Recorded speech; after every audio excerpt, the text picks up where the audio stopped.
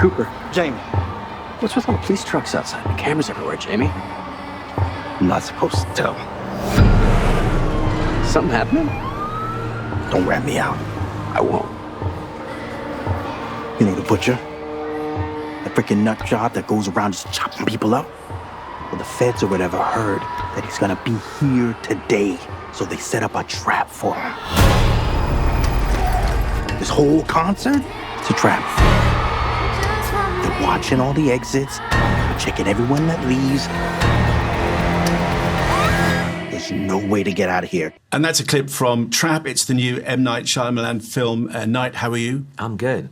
It's very nice to meet you. It's a pleasure to meet you. And there's lots to talk about. Got slightly distracted just now because I was telling you about Mark, who's the critic on the show, and how he is the world's leading authority on The Exorcist. I know, that's like just putting candy out there for me. I mean, what? Didn't you have a poster of The Exorcist on your wall? Yeah, I have 3 posters in my office where I, where I sit and write, and The Exorcist one is right across from me. Why is that? Wow. It is the fusion of kind of the naturalism of the kind of, I guess, coming out of, this handheld or cinema verite, the 70s. For me, the 70s, they got it right. That was the moment that the balance of using naturalism and making it feel real and doing these bigger movies. We then got into the 80s and 90s where it's kind of slick and polished, but my instincts are more those, and that kind of, hey, it's for real. This is real. This is what it's like to rob a bank, or this is what it's like to be in the mafia, or this is what it's like when a shark comes to your vacation spot, and this is what it's like to be in Georgetown when a little girl is acting very strange. I can't believe we're actually talking about The Exorcist rather than Trap, but Mark will absolutely love that. I mean, is it an influence on you, would you say?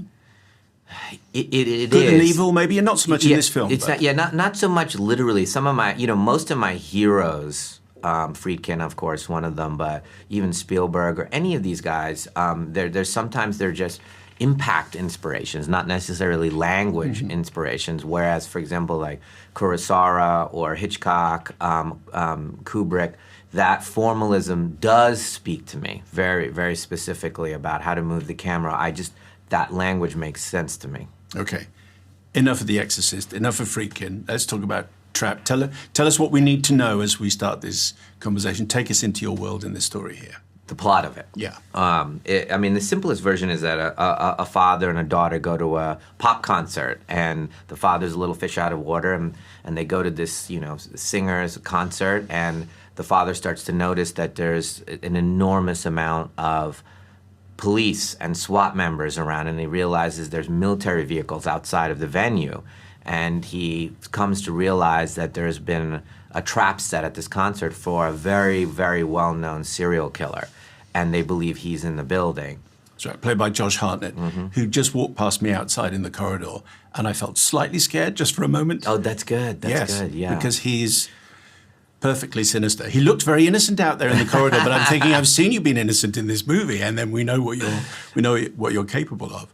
So we spend an awful lot of the film, most of the film actually, at the concert with the father and the daughter. Just tell us what that was like because creating a pop star or a rock star is very difficult, I think, in a film. Bradley Cooper did it fantastically in A Star Is Born.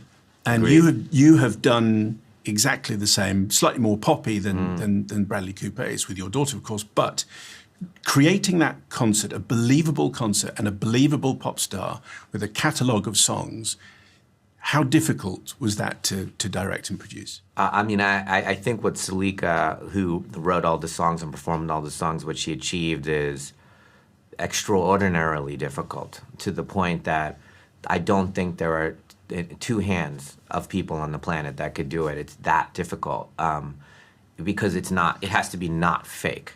It genuinely, it has to stand as exceptional art on its own with exceptional intentions and executions all on its own.